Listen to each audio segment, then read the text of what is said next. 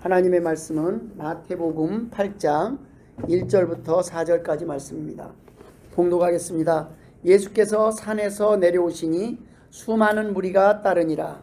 한 나병 환자가 나와 절하며 이르되 주여 원하시면 저를 깨끗하게 하실 수 있나이다 하거늘 예수께서 손을 내밀어 그에게 대시며 이르시되 내가 원하노니 깨끗함을 받으라 하시니 즉시 그의 나병이 깨끗하여 진지라. 예수께서 이르시되 삼가 아무에게도 이르지 말고 다만 가서 제사장에게 내 몸을 보이고 모세가 명한 예물을 드려 그들에게 입증하라 하시니라. 아멘. 할렐루야. 오늘도 저와 여러분을 위하여 예비하신 은혜의 말씀이 바로 우리에게 준비되어 있습니다. 이 말씀이 저와 여러분에게 한없는 복이 되시길 주의 이름으로 축원드립니다. 아멘. 목사님들을 만나봤습니다. 그들은 지금은 보면 제가 보면 한없이 온유하시고 한없이 겸손한 모습만 남으신 목사님들을 뵙습니다. 그냥 어떻게 저렇게 목사님이 저렇게 그냥 순하고 저 목사님은 그냥 네네네 어떻게 저는 아직 승깔이 좀 남아있는 것 같은데 다른 분들을 보면 그냥 천사예요. 천사. 역시 목사님답다. 은혜스럽다. 보는 것만으로도 목소리만 들어도 참 어떻게 성품이 저렇게 온유하신가. 그런 목사님들을 최근에 몇 분을 뵀어요. 그러면서 함께 교제를 하는 시간이 있었습니다. 그런데 들어보니까 다 왕년에 한승질들 하신 분들이었어요. 아주 전국적 깡패고 전국적 조폭이고 아주 보통 분들이 아니에요. 왕년에 아주 학교에서 아주 근처에서 내놓은 어떤 목사님은 헌병대 출신인데 아주 그 헌병대에서 아주 아무도 그 이름을 대면은 건드리지 못할 정도로 망난이었고 그런 분들이 지금은 목사님이 되셔서 한없이 온유하십니다. 그러니까 모르는 거예요. 하나님이 언제 어떻게 쓰실지. 그러나 그분들을 변화시키신 분이 주님이십니다. 우리의 그런 과거의 그런 모습들 왕년에가 다 하나님 앞에 오면요 다 순한 양이 돼요. 하나님은 우리를 아셔요. 네가 왜 그때 그럴 수밖에 없었는지도 아시고 왜 그렇게 살 수밖에 없었는지도 아시고 다 주님을 만나기 전의 모습입니다. 주님을 만나면 기적을 경험합니다. 변화를 경험합니다. 그것이 오늘 본문의 내용이에요. 오늘 본문은 예수께서 산에서 내려오시니 수많은 무리가 따르니라 이렇게 시작되고 있습니다. 수많은 군중들이 예수님은 그때 당시 슈퍼스타였어요. 죽은 사람을 살리고 병든 자를 고치는데 어떻게 이슈가 되지 않을 수가 있어요. 그런 수많은 군중이 있는 그곳에 한 사람이 나와서 주님 앞에 절하는 그 사람에 대한 이야기가 오늘 본문의 얘기입니다. 본문을 통해서 나눌 첫 번째 은혜는 하나님을 인정해야 한다는 것입니다. 주님께 나오는 것으로 족한 것이 아니라 나와서 구경하는 구경꾼들이 있었어요. 수많은 사람들은 주님을 구경하러 나왔어요. 근데 이 나병 환자는 구경하러 온 것이 아니라 주님을 만나기 위해서 왔어요. 주님을 인정하고 그 주님이 하나님의 아들이심을 믿고 인정하며 그 나병 환자가 한 것은 바로 절입니다. 한 나병 환자가 나와 절하며 이르되 주여 원하시면 저를 깨끗하게 하실 수 있나이다. 절을 하는 것부터 예배가 시작되는 거예요. 하나님을 인정하는 것이 먼저예요. 이곳에 나와서도 하나님과 상관없는 시간이 되면 그 시간은 예배가 아니에요. 대상이 없어지는 거예요. 우리는 지금 하나님을 만나러 왔어요. 저는 전하는 자일 뿐입니다. 하나님이 전하는 말씀을 저는 전할 뿐입니다. 여러분은 하나님이 저를 통해서 여러분에게 하시고자 하는 그 말씀을 믿고 받을 때 은혜가 된다는 말씀입니다. 그때부터 기적이 일어나요. 가슴이 뛰기 시작하고 죽어있던 영혼들이 다시 새롭게 함을 경험할 수 있다는 겁니다. 나병 환자가 하는 것은 주여 원하시면 저를 깨끗하게 할 수 있나이다. 하나님을 인정하고 주님을 구원자로 인정하는 것이 예배의 첫걸음입니다. 나병 환자는 문제가 있었습니다. 문제 때문에 주님께 나왔습니다. 지금 아쉬워서 나온 거예요. 이것이 은혜예요. 하나님께서는 우리가 하나님 앞에 나오게 하기 위해서 때때로 우리에게 문제를 허락하실 때가 있어요. 아쉬운 것들이 난 아쉬운 게 없어가 아니라 하나님 내가 다른 건 다 있는데 이것만큼은 내가 해결할 수 없습니다. 하나님 내가 이것 때문에 미치겠습니다. 답답합니다. 나 이렇게 살고 싶지 않습니다. 근데 내 안에 꽉 뭐가 막힌 것 같습니다. 하나님 내 잘못도 인정합니다. 하나님 그런데 내가 왜 그렇게 살았는지도 모르겠습니다. 내가 왜 이러는지도 모르겠습니다. 근데 나 이렇게 살고 싶지 않습니다. 하나님 나 이 문제 어떻게 풀어야 될지 모르겠습니다. 내가 풀려고 하면 할수록 더 꼬입니다. 내가 손대면 손댈수록 문제는 더 커지는 것 같습니다. 내가 이 방법 저 방법 다 써봤는데 하나님 답이 없습니다. 하나님 도와주옵소서. 여러분 부자가 천국 가는 게 너무너무 힘들어요. 부자가 천국 가는 것은 낙타가 바늘구멍으로 가는 것보다 더 힘들다고 그랬어요. 근데 우리나라 사람들 참 잘 살아요. 다 부자예요. 제가 볼 때는 후진국에서 볼 때는 우리나라 사람들 부자예요. 우리나라 한번 들어오려고 네팔을 가니까 그 사람들은요 한국 사람을 아는 것만으로도 너무너무 좋은 거예요. 어떻게든 연출돼서 한국 한번 와보려고. 옛날에 우리나라 사람들이 미국 한번 가보려고 막 어떻게 연출하듯이 한국 사람이라면요 막 정신을 못 차려요. 한국 한번 와보고 싶어요. 한국 왔다 간 사람들이 한국에 대해서 너무 좋은 얘기를 많이 해가지고 한국에 와서 예배 드리고 간 사람들이 그곳에서 개종을 하고 하나님을 찬양하고 얼마나 뜨겁게 기도하는지 몰라요. 그들은 가난해요. 그들은 아주 가난해요. 우리나라가 그런 날이 있었어요. 그런데 하나님 앞에 나와서 하나님 앞에 나오게 하기 위해서 한국의 기독교를 뿌리내리게 하기 위해서 하나님께서는 가난을 허락하실 때가 있었습니다. 아쉬운 것이 없는 사람들은 주님께 나오기 쉽지 않습니다. 내 힘으로 살아갈 수 있을 것 같아요. 이것이 교만입니다. 언제든지 생명을 거두실 수 있는 하나님을 인정하지 않고 무시하고 살아가는 백성들이 있습니다. 그러나 가난이 복이 될 때가 있습니다. 때로는 질병이 문제가 하나님 앞에 내가 나와서 기도할 수 있게 만드는 복이 될 때가 있다는 거예요. 그래서 주님은 팔복 가운데 심령이 가난한 자는 복이 있나니, 돈이 많은데 우리나라가 살 만큼 살게 됐는데 우울증으로 자살한 사람들이 너무너무 많아요. 배고파서 자살하는 게 아니에요. 굶어 죽는 게 아니에요. 너무너무 많은데 내 마음은 너무너무 텅 빈 것 같고 힘들어요. 그때 주님 앞에 나오시길 바랍니다. 여러분 문제가 복이 될 때가 있습니다. 하나님과의 관계 회복이 먼저라는 거예요. 하나님은 그걸 기다리고 계시는 거예요. 너 힘들지? 그렇지, 힘들지. 너 혼자 사느라고 참 애쓴다. 더 안타까운 건 하나님의 자녀인데 하나님의 그 크신 능력을 누리지 못하고 하나님을 믿지 못하고 지 힘으로 낑낑거리며 혼자 고민하고 그냥 모든 것에 절망 속에서 애쓰고 살아가는 것이 안타까운 거예요. 나병 환자가 나와서 제일 먼저 한 게 무엇입니까? 절하며 예배부터 시작하는 거예요. 예배는 하나님을 인정하는 거예요. 찬양은 그냥 불러 제끼는 게 아니에요. 감상하는 시간이에요. 그 고백이 나의 고백이 돼야 돼요. 할렐루야 찬양하세 내 모든 죄 사함 받고 주 예수와 동행하니 그 어디나 하늘나라. 저는 이 찬송을 기도원에서 밤새도록 불러본 적이 있어요.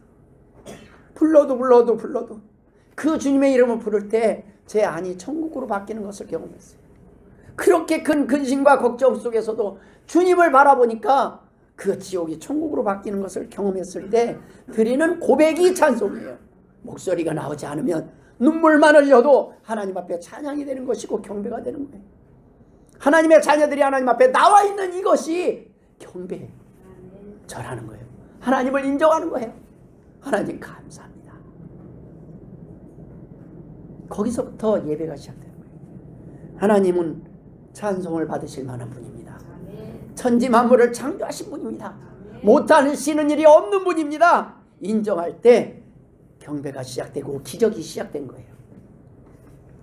예수님 주변에 지금 수많은 무리가 따르고 있었어요. 구경꾼들이 많았어요. 여러분, 교회에 나와도 예배 자리에 앉아 있어도 주님을 인정하고 회개하고 찬양하고 경배하지 않는다면 우리는 구경꾼에 불과한 거예요. 하지만 구경하러 왔다가 예수 믿은 사람들도 또 많이 있으니까 구경꾼도 많을수록 좋아요. 구경하다가 친구 따라 놀러 갔다가, 저희 어렸을 때는 교회 가면은 빵 준다니까 그 빵 먹기 위해서 교회 갔다가 예수 믿고 목사 된 사람들도 있는 거예요. 꼭 나쁘게 볼 게 아니에요. 하나님은 이런저런 사람을 다 기다리고 계시는 거예요. 교회 와서 구경하러 오세요. 얼마든지 했어요. 처음부터 예수 믿는 사람이 구경하러 왔다 보니까 기적이 일어나는 걸 보고 옆 사람이 행복하고 찬양하는 걸 보고 그제서야 나도 한번 도대체 저분이 만난 예수님이 누군지 궁금해서 그 예수님을 만나게 되는 거예요. 교회 탁 왔는데 다들 찬양은 안 하고 다들 여러만 있으니까 교회 와도 별거 없네. 구경하러 왔다가 구경할 게 없어서 가는 거예요. 구경하러 왔다가 하나님의 말씀에 은혜 받고 하나님 앞에 찬양하는 모습들을 바라보면서 하나님이 살아계시는구나, 그걸 경험하는 거예요. 먼저 만난 사람들을 구경하고 가야 되는 거예요. 먼저 만난 사람들을 통하여 예수님을 만나는 거예요. 그렇지 않으면 다들 구경꾼에 불과한 거예요. 그래서 전도할 때는요, 예수 믿으세요? 처음부터 어떻게 믿어요? 근데 교회 와보세요. 구경하러 오든 떡을 먹으러 오든 와서 은혜를 경험할 수 있으니까 그 또한 기회라는 겁니다. 우리가 교회에서 바자회를 하는 것도, 교회 십자가를 높이 세우는 것도 일단 한번 나와보세요 라고 전도하는 것도 모두 한번 와보세요, 구경하러 오라는 거예요. 왔더니 싸우고 있네. 왔더니 인상 빡빡 쓰고 왔는지 안 왔는지 아는 체도 안 하고 냉랭해. 그 냉랭함을 느끼고 가면 안 된다는 거예요. 교회에는 볼거리가 있어야 됩니다. 예수 믿고 변화된 사람들의 기쁨을 보게 하시는 겁니다. 예수님께서 행하시는 그 기적의 결과물이 바로 저와 여러분이라는 말씀입니다. 하나님의 말씀을 들어보라는 거예요. 예배 중에 역사하시는 성령님의 음성을 한번 들어보라는 거예요. 삭개오는 구경하러 나왔다가 주님을 만났어요. 주님의 소문을 들었어요. 그런데 삭개오는 세리장이요 또는 부자인데 원하는 것이 없는데 그 나라 그 민족에서는요 아주 저거 매국노, 옛날에 일제시대의 매국노로 아주 상종을 안 하는 그런 사람이었어요. 근데 너무 궁금한 거예요. 키도 작아요. 저처럼 아주 공감이 되는 사람이에요. 성경 가운데 제가 제일 공감은. 그 키도 작으니까 안 돼서 무화과나무 위로 막 올라가서 예수님 한번 보려고 그 위에 올라가 있는 거예요.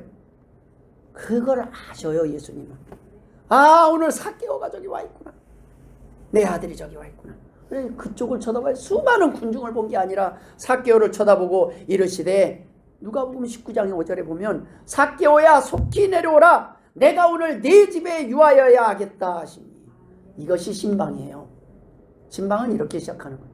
예수님이 우리 집에 오신다는 거예요. 우리 집에. 그 귀한 분이. 우리 집은 오실 만한 곳이 안 되는데.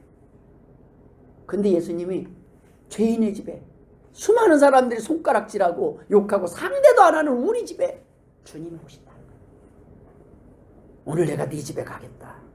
삭개오가 노한 것이 아니라 급히 내려와 즐거워하며 영접하거늘 뭇사람들이 보고 수군거려 이르되 저가 죄인의 집에 유하러 가다. 삭개오를 상대하는 그 예수님까지 욕먹고 있는 거예요. 욕하고 있는 거예요. 그 이후에 삭개오의 변화가 뭔지 아십니까? 삭개오가 서서 주께 여짜오되 주여 보시옵소서, 내 소유의 절반을 가난한 자들에게 주겠사오며 만일 누구의 것을 속여 빼앗은 일이 있으면 갑절이나 네 갑절이나 갚겠나이다. 그 고백을 듣고 예수님이 오늘 구원이 이 집에 이르렀으니 이 사람도 아브라함의 자손이다. 인자가 온 것은 잃어버린 자를 찾아 구원하려 함이니라. 예수님께서 이 땅에 오신 것은 바로 잃어버린 하나님의 자녀들을 부르시기 위해서예요. 원래의 자리로. 지금 그곳은 너가 있어야 될 곳이 아니다. 그 삶은 네가 원하는 행복한 삶이 아니다. 내가 원하는, 내가 너희를 처음에 만들 때 그 행복한 삶이 아니다라는 거예요. 우리는 관심이 있어야 돼요. 관심조차 없으니까 지옥 가는 거예요. 주님을 만나지 못하는 거예요. 하나님의 말씀에 이것이 그러한가 하여 진짜인가? 진짜인가? 이 말씀이 진짜인가? 내가 한번 들어보자. 내가 1년만 들어보자, 2년만 들어보자, 내가 한번 성경 읽어보자. 그러면 하나님을 만날 수 있습니다. 삭개오는 예수님이 어떤 사람인가 하여 보고자 했다고 했어요. 오늘 이 시간에, 예배 시간에 나올 때는 하나님, 정말 하나님 어떤 분이십니까? 이런 의문을 갖고 만나요. 저는 그랬어요. 저는 목사의 자녀로 태어나서 날 때부터 교회를 나가다 보니까 내가 믿는 건지, 그냥 아버지가 시켜서 믿는 건지, 안 믿으면 쫓겨날 것 같으니까 나오는 건지 내 정체성을 몰랐어요. 그래서 어느 날부터 예배를 드리기 위해서 그런 어린 나이에 그 생각이 든 거예요. 내가 하나님을 만나지 않고는 나는 예배 시간이 지겨워 죽거든요. 예배 시간이 의미가 없는 거예요. 하나님이 정말 계신가 하여 하나님 앞에 기도하기 시작했어요. 하나님 계시다면 저에게 증거를 보여주십시오. 하나님은 기적을 보여주셨어요. 우리의 기도에 응답하시고 만나주셨어요. 여러분, 하나님께서 오늘도 우리를 기다리고 계십니다. 궁금한 사람들은 말씀을 그냥 흘려듣지 않고 진지하게 들어요. 계속 듣다 보면 내 삶의 궁금증이 풀립니다. 주님 앞에 나오고 주님을 만나고 주님을 경험합니다. 이것이 은혜입니다. 선택받은 하나님의 백성들의 마음속에는 자신의 뿌리, 근본, 원래 있어야 할 자리, 돌아갈 자리, 그 고향, 인간의 본질에 대한 의문이 있습니다. 그것 때문에 궁금하니까 주님께 나오는 것입니다. 그래서 성경은 예수 믿는 사람들을 돌아온다라고 표현합니다. 원래 있어야 될 지리, 원래 있어야 될 신분, 원래 너가 있어야 될 집으로 돌아오라는 것입니다. 잃어버린 너의 신분을 회복하라는 것이에요. 왕의 자녀는 왕의 자녀답게 사는데 왕의 자녀가 아니라고 생각하니까 별 볼 일 없는 사람처럼 사는 거예요.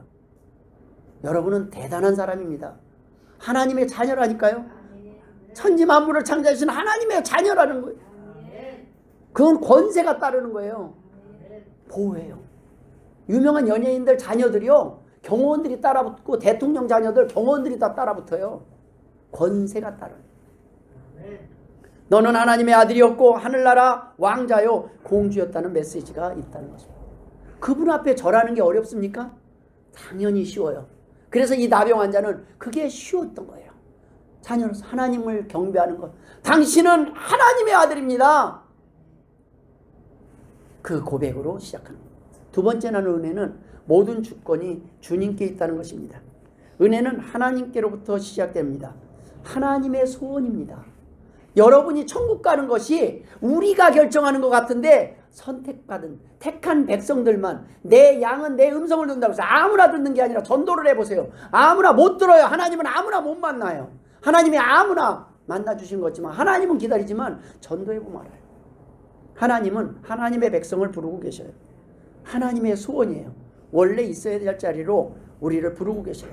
우리가 예수 믿고 하나님께 돌아오는 것은 내 소원이기 전에 아버지의 소원이요 하나님의 소원입니다. 그래서 돌아올 수 있었던 것이고 돌아올 수 있는 거예요. 우리는 부르시는 그 음성에 응답하기만 하면 되는 거예요. 그 음성은 한없이 부드럽습니다. 예수가 우리를 부르는 소리, 그 음성 부드러워. 눈앞에 나와서 사면을 보며 주님을 찾아. 그 부드러운 주님의 음성을 들으시기 주의 이름으로 축원드립니다. 예수님의 음성은 간절해요. 하나님께로 돌아와야 합니다. 하나님이 원하시는 사명의 자리로 돌아오라는 거예요. 우리에게 선택권이 있었던 것이 아니라는 거예요. 내가 구원받는 것이 하나님의 소원이요 하나님의 택하심일 때 우리는 가능한 거예요. 만세전에 우리를 택하사, 이것이 선택설이고 이것이 예정설이에요. 이것이 은혜예요. 불만 있습니까? 천지 만물을 창조하신 하나님의 마음이에요. 하나님 뭘 우리는, 내가 너를 인간으로 태어나게 한 게 불만이냐? 그럼 개로 태어나게 하고 뱀으로 태어나게 했으면 좋겠냐? 우리는 무슨 날 때부터 뭘 잘해갖고 인간으로 태어난 게 아니에요. 하나님의 계획입니다. 하나님이 결정하셨습니다. 동물이 아닌 사람으로 태어나게 하시기로, 하나님을 선택할 수 있는 자유의지를 가진 한 인간으로 살아가게 하시기로 결정하셨습니다. 이것을 깨닫고 돌아올 때 하나님은 언제든 용서하고 깨끗하게 치유하시기로 마음 먹고 계시는 거예요. 돌아오는 것이 먼저입니다. 이곳으로 돌아오면 예수님을 만날 수 있습니다. 볼 수 있고 기적을 경험할 수 있습니다. 문제가 있는 사람들은 와서 앉아만 있지 말고 구경만 하지 말고 본문의 나병 환자처럼 하나님을 인정하고 하나님께 경배해야 합니다.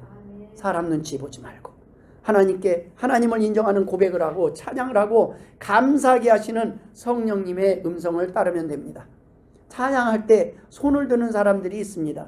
시켜서 하는 것이 아닙니다.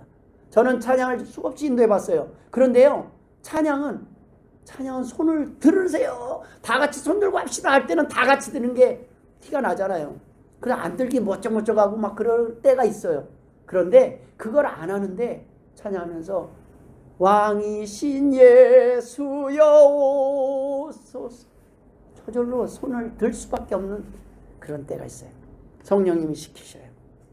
그럴 땐 손을 드시면 됩니다. 찬양을 하고 감사하게 하시는 성령님의 음성을 따르면 됩니다. 흐르는 눈물을 굳이 막으려고 하지 마세요. 그저 우시면 됩니다. 하나님이 우리의 마음을 두드리실 때 그대로 응답하시면 돼요.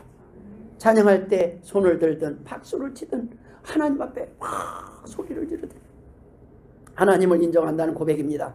하나님을 존경한다는 고백입니다. 믿는다는 고백입니다. 이러한 사람들이 있는가 하면 또 한 부류의 사람들이 있습니다. 옆 사람이 손을 드니까 따라서 드는 거예요. 안 들기 뭐하고 드나 보다. 그리고 같이 따라서 손 드는 거예요. 옆 사람이 눈을 감으니까 나도 모르게 또 눈을 감고 눈을 감았다가 다시 한번 살짝 눈 떠보니까 또 눈 뜬 사람끼리 눈 마주쳐서 또 얼른 놀라갖고 눈을 감고. 여러분, 그런데 따라서라도 해보십시오. 언젠가는 왜 눈을 감는지, 왜 눈을 감으면 그렇게 눈물이 나는지, 왜 손을 들면 그게 은혜가 되는지 경험하는 날이 올 것입니다. 운동도 골프도 악기도 폼이 중요합니다. 잘 따라하다 보면 언젠가는 폼이 잡힙니다. 폼이 납니다. 어느 날부터 하나님의 자녀답게 살아가고 있습니다. 조금씩 폼이 잡혀가는 것이 성숙이고 성화돼가는 과정입니다. 지금은 아직 어리고 뭔가 어설퍼요. 그런 사람들이 다 섞여 있어요. 그러나 세월이 지나면 우리는 어느 틈에 그 예전에 그러셨어요? 라는 과거의 얘기로 우리가 나눌 수 있는 그런 때가 온다는 거예요. 전혀 모르겠어요. 그러신 줄. 그런데 하나님을 인정하지 않고 우리가 신뢰하지 않고 폼만 잡는 사람들이 있어요. 폼만 남은 사람들이 있습니다. 예수님은 이런 사람들을 바리새인이요, 사두개인이요, 서기관이요, 대제사장이요. 참 기분 나쁘게 오늘날 치면은 목사요, 장로요 이런 얘기로 하는 거예요. 폼만 남은 사람들이 되면 안 됩니다. 교회에 문제를 일으키는 사람들은요, 초신자들이 아니에요. 처음 나온 분들이 아니에요. 교회에 오래 다녔는데 하나님을 인정하지 않고 하나님을 두려운 줄 모르는 머리만 크고 성경 지식만 가득 차게 되면, 그러게 되면요 교회에 문제를 일으켜요. 정작 왜 성경을 읽는지, 왜 이런 찬양이 만들어져서 고백되었는지 모르는 사람들이 있습니다. 회칠한 무덤이요, 안고 없는 찐빵 같은 사람들입니다. 성경은 이런 사람들을 가라지라고 말씀합니다. 쭉정이라고 표현됩니다. 그러나 하나님의 백성은요, 처음에는 가라지 같은데 점점 알고 그 속이 차가요. 어느 날부터인가 차 있어요. 내가 참 아닌 것 같은데, 나는 참 하나님의 자녀된 자격이 없는 것 같은데, 조금씩 내 마음이 하나님이 원하는 말씀에 굴복하고 순종하고 인정하기 시작한다는 말씀입니다. 우리는 알곡이 돼가는 과정에 있습니다. 처음부터 알곡인 사람들이 없다는 거에 우리는 관심을 가져야 돼요. 처음부터 알곡인 사람이 없어요. 오자마자 알곡인 사람도 없고, 처음부터 속이 점점 속이 차가는 것이 순리입니다. 그런데 주님께서 말씀하시는 것은, 가라지는 끝까지 알이 차지 않는다면 그 쭉정이는 결국 바람에 날려 따로 모아서 불에 태워질 것이라는 것입니다. 알곡의 특징이 무엇입니까? 바람이 불고 시험, 풍랑이 들고 흔들리지 않고 날아가지 않는 거예요. 금산에는 바람이 세요. 그런데요, 저희가 금산에 나갔다가 들어와 보면, 바람이 센 날 들어와 보면 사방에 날아다니는 거는 빈통이에요. 사방에 날아다니는 건 빈통이에요. 그 안에 뭔가 넣어놓은 거는요 안 날아다녀요. 아직 믿음이 적고 속이 차기 전에는 우리의 모습이 그래요. 조금만 바람이 불어도 우리의 믿음이, 신앙이 흔들거리지만 믿음이 자랄수록 흔들리거나 쉽게 요동하지 않습니다. 이것 또한 하나님의 은혜입니다. 이 은혜를 경험하실 주의 이름으로 축원합니다. 그래서 뭐가 알곡은요, 차가도요 알아요. 이게 내가 한 게 아닌 걸. 내가 알아요. 이거 요즘 나답지 않은데. 원래 나의 모습은 죄인의 모습인데 요즘 나답지 않은 짓을 하고 있는 거예요. 사람이 갑자기 변하면 죽는다고 그러는데 여러분, 하나님은요 우리를 죽기 전에 변화시킬 줄 믿습니다. 죽기 전에 변화시켜야 돼요. 그래야 우리 천국 가요. 죽기 전에 갑자기 달라져야 돼요. 죽기 전에는 하나님 앞에 엎드려 경배해야 되고 하나님을 인정해야 됩니다.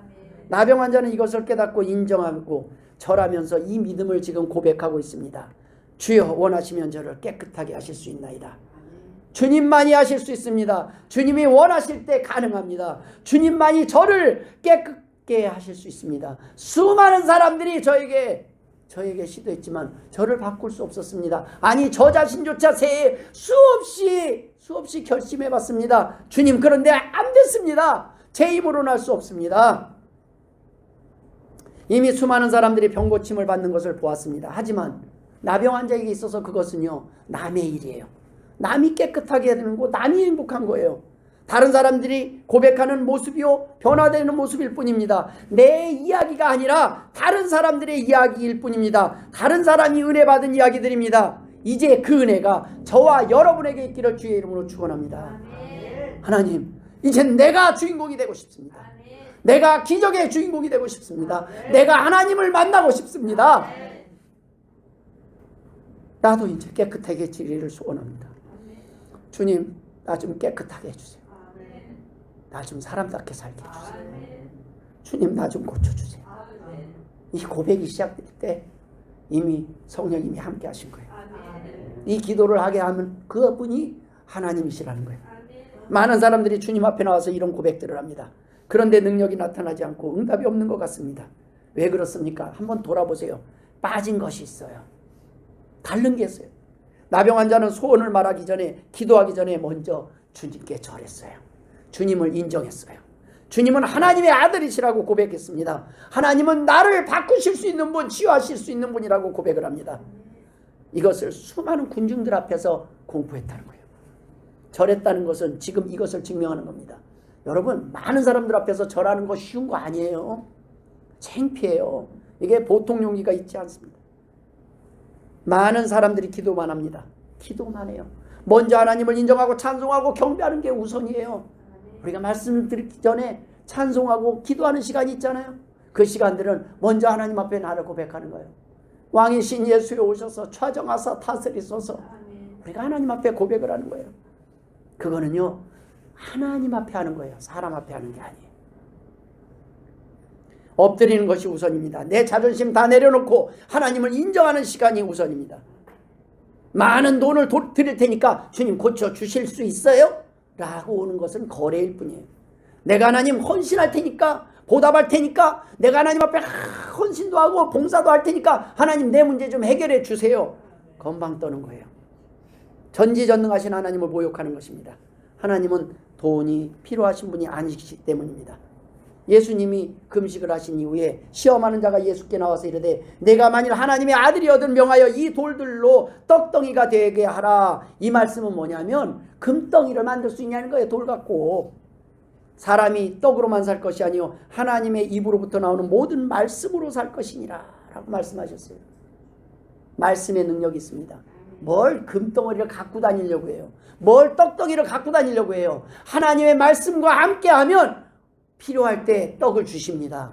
필요할 때 금도 주실 거예요. 건강도 주실 거예요. 내가 먼저 하나님이 원하는 사람이 되는 것이 우선이라는 말씀입니다.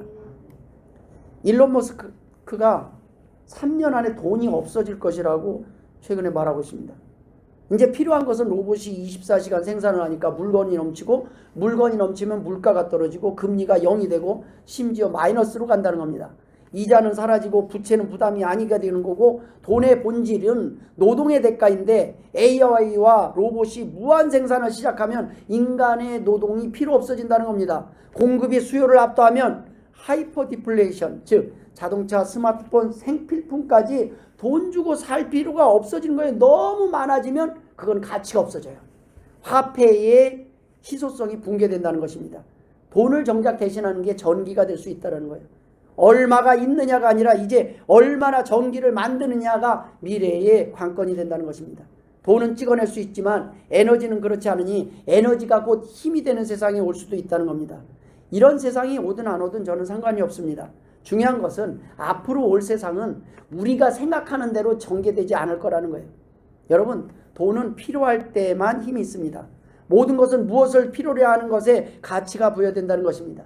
돈을 필요로 하면 돈이, 전기를 필요로 하면 전기가 힘이 되는 거예요. 세상의 권력도 수요가 있을 때만 힘이 있습니다. 그렇다면 우리에게 진짜 가장 필요한 것은 무엇이냐는 거예요. 다 없어도 살 수 있지만 하나님 이것이 없으면 절대 살 수 없습니다. 그것은 생명이에요.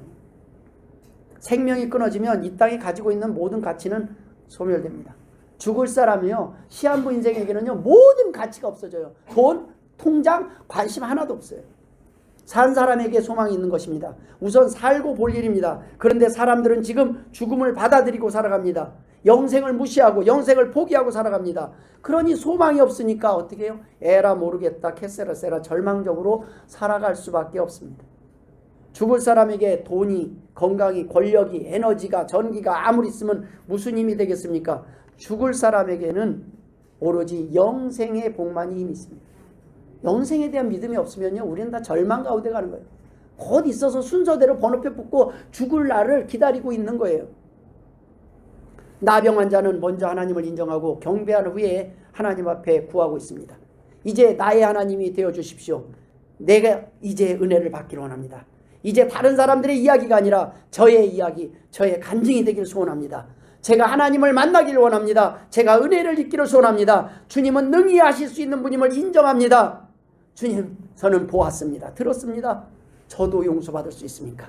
저도 구원받을 수 있습니까? 저도 은혜를 입을 수 있습니까? 그리고 주님께 모든 걸 맡깁니다. 주여, 제 소원이 아닙니다. 주님, 주님이 원하시면, 주님이 원하셔야만 저를 깨끗하게 하실 수 있습니다. 그동안 제가 교회를 나오는 줄 알고 까불까불 안 가요. 저는 예수 안 믿어요. 마치 나한테 권리가 있는 건데 그거요 주님이 허락해야 되는 거예요. 기껏 나 오늘 교회 모처럼 왔어요 했는데 야, 너 필요 없다, 끝났다, 이제 그 기회의 시간이. 주님이 허락하지 않으면요 아무도 못 와요. 방주는 문이 닫힌 뒤에 절대 열리지 않았어요. 구원의 방주는 기회가 있는 거예요. 탈 수 있는 기회의 시간이 있습니다. 우리는 주님 앞에 나올 때 주님께 주권이 있음을 고백해야 됩니다. 주님, 제가 은혜를 입는 것도 주님께 달려 있습니다. 제가 은혜 받는 거 다 주님께 달렸습니다. 주님 고쳐주시는 것도 버리시는 것도 주님의 권리와 뜻입니다. 이런 고백이 있어야 돼요. 주님, 은혜를 베풀어 주십시오. 병을 안 고쳐주면, 문제 해결 안 해주면 원망하여 저 떠나겠습니다라는 협박의 태도가 아니라는 거예요. 주님, 나 주님 만나고 싶습니다. 욥은 이 진리를 알고 있었습니다. 하루아침에 재산을 빼앗기고 자녀를 잃고 아내가 떠나고 병에 걸렸어도 그는 이렇게 고백합니다. 내가 못해서 알몸으로 나왔은즉 또한 알몸이 그리로 돌아갈지라. 주시니도 여호와시오 거두시니도 여호와시오니 여호와의 이름이 찬송을 받으실지니라. 이 모든 일에 욥이 범죄하지 아니하고 하나님을 향하여 원망하지 아니하니라. 우리는 병 안 고쳐주면, 문제 해결 안 해주면 원망하며 떠나겠다는 협박을 할 때가 많이 있습니다. 이것 또한요 부모에 대한 신뢰가 있고 하나님에 대한 신뢰가 있는 사람 하는 거예요. 자식들이 걸핏하면 나 죽어버릴 거야 할 때가 있잖아요. 우리도 그랬잖아요. 나 이러면 삐뚤어져 버릴 거야. 왜요? 끝까지 날 버리지 않는 부모님 앞에서는 하는 소리예요. 바깥에서는요 나가서 한번 나 죽는다고 했죠, 가만히 그냥 쳐다보고 냅둬요. 죽든지 말든지 누가 신경 써요? 부모 앞이니까 한번 또 그렇게 해보는 거예요. 그러나 하나님 앞에 나올 때 우리가 안 고쳐주신다고, 용돈 안 준다고, 지금 당장 원하는 것 안 준다고 우리가 하나님을 탓할 수 없는 것입니다. 거지가 구걸했을 때 적선하지 않은 것이 잘못이 아니라 적선할 때 은혜가 되는 겁니다. 하나님이 나를 만나 주실 때 은혜인 거예요. 하나님이 안 만나 주셔도 지옥 가도 우리는 할 말이 없는 죄인들이에요. 그만큼 우리는 죄를 많이 짓고 살았고 어쩌면 지옥 안 가는 게 이상한 거예요. 지옥 가는 게 당연한 거예요. 어쩌면 날마다 불행하고 눈물을 흘리면서 살고 내가 뿌린 죄악의 씨앗을 따먹고 사는 게 정상인데 그런 우리를 부르셔서 용서하시고 하나님이 복 주신다고 하시는 거예요. 그게 은혜예요. 저는 날마다 지옥에서 살아도 할 말이 없는데 이렇게 예배드리는 시간만이라도 기쁘고 감사할 수 있으면 오늘을 즐길 것입니다. 이렇게 한 사람 한 사람 하루하루의 행복을 즐겨가는 것이 복의 비결이에요. 여러분 가족들하고 살아갈 때요 매일 행복한 순간을 기대하면요 마음에 안 들어요. 그런데 가끔 행복한 날이 있잖아요. 가끔 좋았던 날이 있잖아요. 그걸 더해가다 보면 행복한 추억이 늘어나는 거예요. 그걸 돌아보면서 사셔야 돼요. 어떻게 날마다 웃고 살아가요? 그런데요 가족이 있었기 때문에 가끔 웃는 날이 있었잖아요. 우리가 만났기 때문에 가끔 행복한 그 순간들을 기억하면서 아름다운 기억을 채워가면서 살아가는 겁니다. 하나님께서 우리에게 수많은 은혜를 폭포수처럼 내려주셨지만 우리는 다 받을 그릇이 못 됐어요. 다 흘려버렸어요. 종지니까 우리의 믿음이. 그런데 때때로 하나님이 그 종기 가운데서도 은혜를 주셔서 하나님 앞에 나와서 눈물을 흘리며 고백하는 그런 순간들이 그래도 있었잖아요. 그게 감사할 뿐입니다. 우리 같은 죄인도 하나님은 여전히 기다리시고 포기하지 아니하시고 한없이 하나님의 은혜를 내려주심을 믿으실 주의 이름으로 축원드립니다. 짐승이 아니라 사람으로 태어나게 했더니 그것이 권리인 줄 착각하고 가난한 나라가 아니라 부자 나라에 태어나겠더니 그것이 자기는 복이 많아서 날 때부터 금수저 될 자격이 있어서 그렇게 태어난 줄 알고 착각하고 그것이 권리인 줄 아는 사람들은 권리인 줄 아는 자녀들은요 부모가 더 주지 않는다고 욕하고 많이 안 물려줬다고 안 본다고 그러고 그런 소리요 가난한 집에서는 있지도 않아요. 부모가 다 있으니까 안 본다 본다 이런 소리나 하지. 저희 자녀들은 어려서 엄마를 잃고 나서 그냥 아빠가 존재하기만 해. 더 이상 그냥 아빠 살아있으니까 고마워. 아빠만 살아있어도 행복한 거예요. 여러분 그래서 한 명을 데려가야 행복한 가정 되겠습니까? 어떻게 보면 한 부모 가정이 저주받은 가정 같지만 때때로 하나님의 계심을 볼 때는 그 가운데서 효자 효녀가 나와요. 가난한 집에서 자녀들은요 대부분 효자 되더라고요. 부모가 고생하는 걸 알아요. 부잣집의 자녀들 잘 많이 풍성하게 채워준 줄 자녀들일수록 그것이 권리인 줄 알 때가 많이 있습니다. 여러분 때때로 우리가 잃어버리고 나서야 빼앗기고 나서야 깨달을 때가 있습니다. 내게 생명 주셨던 분만이 다시 생명을 주실 수 있고 기회 주셨던 분만이 다시 기회 주실 수 있음을. 그런데 생명 주신 분을 부정하고 기회 주신 분을 거절했으니 이 땅 어디에 소망이 있겠습니까? 그래서요 자녀가 부모에게 막 땡깡 부리던 자녀는요 부모가 돌아가시고 난 뒤에야 큰 슬픔에 빠져요. 나병 환자는 건강을 잃어버리고 나서야 깨닫습니다. 이 땅에서 더 이상 자신에게 소망이 없음을 깨닫습니다. 그런데 절망 가운데 살아가는 자신에게 주님을 만날 수 있는 기회가 주어졌습니다.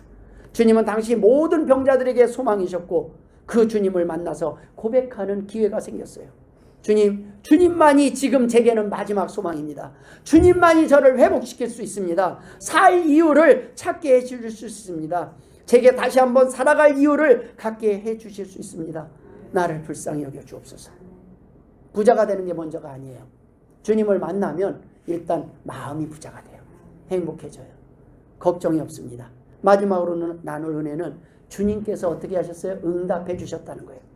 예수께서 손을 내밀어 그에게 대시며 이르시되 내가 원하노니 깨끗함을 받으라 하시니 즉시 그의 나병이 깨끗하여진지라. 예수께서 손을 내밀어 주셨습니다. 응답해 주셨어요.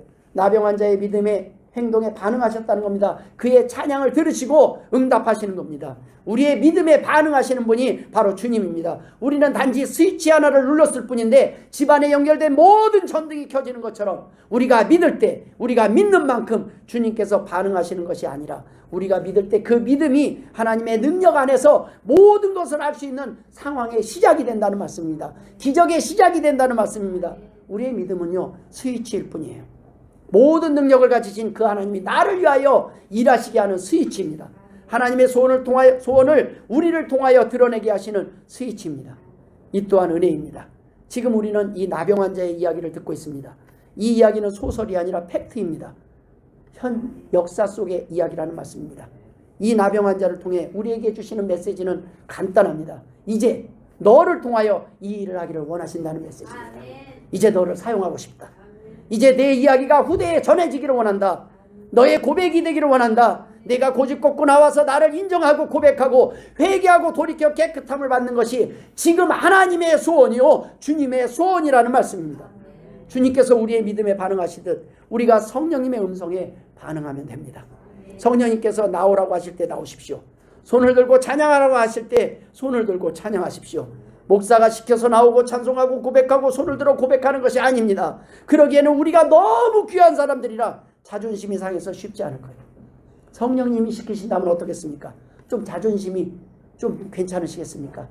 대통령보다 나은 분이 오늘 여러분에게 손을 들고 찬양하기를 원하십니다. 마음으로 진심으로 하나님 앞에 고백하기를 원하십니다. 엎드려 경배하기를 원하십니다. 하나님이 부르신다면 어떻게 반응하시겠습니까? 나오실 수 있겠습니까? 아니, 나와야 합니다. 보내신 사람들, 전도자들, 성령님을 통하여 주님의 초대를 끝까지 거절하는 것은 주님을 모욕한 것이기 때문에 결코 용서받을 수 없는 죄이기 때문입니다.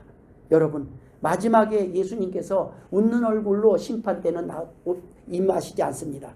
그때 예수님은 이렇게 말씀하십니다. 임금이 사환들에게 말하되 그 손발을 묶고 바깥 어두운 데에 내던지라. 거기서 슬피 울며 이를 갈게 되리라 하니라. 청함을 받은 사람은 많되 택함을 입은 자는 적으니라. 임금이 초대를 했는데 거절한 사람들이 있습니다. 만군의 주 여호와 하나님이 그렇게 부르시는데 죽을 때까지 하나님 앞에 나와서 예를 갖추지 않고 나와 있는 사람들이 있습니다. 예를 갖추고 드리는 것이 예배라는 겁니다. 경배입니다. 좋은 옷을 입고 나오라는 것이 아니에요. 하나님 앞에 내가 지금 제일 좋은 옷을 입고 와도 이것으로는 내가 하나님 앞에 설 만한 것이 못 된다는 것을 아는 거예요. 그것이 예입니다. 여러분, 성령님의 부르심에 응답하실 주의 이름으로 축원드립니다. 하나님을 인정하고 주님께 주권이 있음을 고백하고 기도하고 기다리면 됩니다. 구하면 주시겠다고 약속하신 주님께서 반드시 응답하실 것입니다. 다윗이 하나님께 순종할 때 함께 하셨던 하나님께서 다윗이 불순종하고 범죄하였을 때 다윗의 가장 사랑하는 아들을 거두가셨어요. 두려워할 수밖에 없는 하나님입니다. 그 하나님께 다윗이 회개하고 돌아왔을 때 어떻게 했습니까? 하나님은 용서하셨어요. 다윗은 이것이 너무나 감사하고 기뻐서 날마다 고백하며 찬송한 것이 시편이에요. 성경 가운데 제일 두꺼운 게 시편이에요. 그것이 바로 다윗의 이야기가 아니라 저와 여러분의 얘기입니다. 저는요, 넘어졌을 때 여러분 힘들면요 시편을 읽으세요. 시편을 읽으면 여기로 가대요. 아, 죄를 졌다 답답하면 다윗의 그 회개와 고백이 시편의 구구절절이 나와 있어요. 지옥에 가지 않은 것만으로도, 심판을 면한 것만으로도 충분히 감사할 수 있습니다. 나병 환자에게 절망을 소망으로 바꿔주신 주님을 오늘 우리가 만나기 위해 이 자리에 왔습니다. 이제는 경배해야 할 시간입니다. 고백할 차례입니다. 주님을 인정할 차례입니다. 이것이 오늘 하나님이 원하시는 예배입니다. 이러한 고백이 있는 예배가 회복될 때 하나님께서는 우리를 회복시키시고 사용하시는 것입니다. 더러운 그릇은 아무리 금그릇이라도 깨끗하게 씻기 전에는 사용할 수가 없습니다. 저와 여러분은 하나님의 귀한 자녀들입니다. 주님께서는 회개하고 용서를 구하며 은혜를 구하는 우리들을 사용하실 것입니다. 용서받고 하나님의 자녀의 권세를 회복한 우리들의 기도와 삶에는 하나님의 능력이 함께 하실 것입니다. 변화된 우리를 통해 다른 사람들을 살리는 기적을 경험하게 될 것입니다. 이 은혜가 있기를 저와 여러분에게 있기를 주님의 이름으로 축원합니다. 마지막으로 예수님께서는 가서 제사장에게 내 몸을 보이고 모세가 명한 예물을 드려 그들에게 입증하라 하셨습니다. 왜 이렇게 말씀하셨을까요? 많은 사람들이 문제 속에서 주님을 찾고 특별한 은사와 기적을 경험합니다. 이거를 가장 싫어하는 게 사단이에요. 사단이 가만히 두지 않아요. 막 태어난 아이에 불과합니다. 건강한 돌보심이 필요할 때, 그럴 때 젖을 먹어야 돼요. 말씀을 들어야 돼요. 그것이 교회입니다. 여러분, 하나님을 만난 사람들이 이 말씀을 통하여 꾸준히 양육받지 못하면요, 하나님을 잠깐 만났다가 좋다고 하다가 금세 다 잊어버려요. 거듭난 성도들이 제일 먼저 할 일은 제사장들에게 세우신 선지자와 목회자들을 통해서 확인을 받고 지도를 받아야 된다는 거예요. 귀신에 들려서 올 수도 있잖아요. 하나님, 나 이거 좀 이거 괜찮은 건가요? 여러분, 목사에게 와서 물어보고 확인을 받으시라는 거예요. 하나님 앞에서 하나님이 원하시는 일이 진행되고 있는 것이 맞는지 확인을 받고 간증을 통해서 하나님께 영광을 돌리면 그것이 하나님께도 사람에게도 복이 되지만, 기적을 경험한 사람들이요, 목사 위에 있어가지고 하나님 위에 있어갖고 따로 얼마나 설치고 다니는 그러한 사단의 무리들도 많습니다. 여러분, 기적을 경험했다 하더라도 전문가에게 공증을 받으셔야 합니다. 목회자에게 들어보고 내가 지금 제대로 받는 것이 맞은지, 그렇지 않으면 사단의 종이 될 수밖에 없습니다. 우리는요, 하나님 앞에서 오늘 우리를 변화시키신 그 하나님을 간증할 때가 올 것임을 믿고 우리가 승리할 줄 믿고 주님 앞에 경배하는 주의 복된 성도들 되시길 주의 이름으로 축원합니다. 기도하겠습니다. 하나님 아버지 감사합니다. 나병 환자의 일이 우리의 삶 가운데 일어나길 원합니다. 이제 우리가 기적의 주인공이 되길 원합니다. 하나님 사용하여 주옵소서. 주의 백성들이 아멘으로 화답하는 이 음성을, 이 고백을 들으시고 하나님 사용하여 주옵소서. 감사하며 예수님의 이름으로 기도드리옵나이다. 아멘.